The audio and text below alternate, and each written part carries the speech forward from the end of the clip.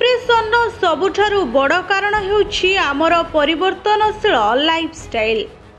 जेतबेले आमे प्रत्येक छोट एवं बड़ जिनिस विषय रे चिंता करबा आरंभ करिथाउ, एई स्ट्रेस सेतबेले डिप्रेशन रूप नै थाए। एई समस्या आमे सही समय रे अनुभव करि पारि न थाउ। एपरी परिस्थिति रे मानसिक शांति पाइबाकु हेले आपनको निज लाइफस्टाइल सामान्य परिवर्तन करने को पड़िबो।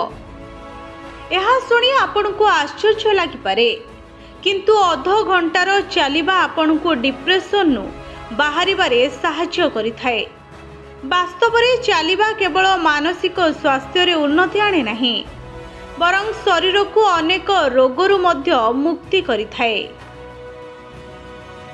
चलिबा मनोबल को उन्नति करिथाए।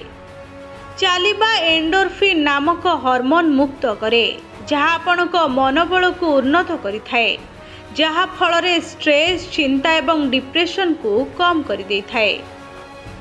जेतबेले मनोबल भल रुहे, लोकंक मन कार्य उपरे ध्यान दे थाए एवं नकारात्मक चिंताधारा सेमानंक मन को आसे नाही। एथिसह चलिबा शरीर रे रक्त संचालन को बढ़ाई थाए, एथिसह ओजन मध्य कम करिथाए।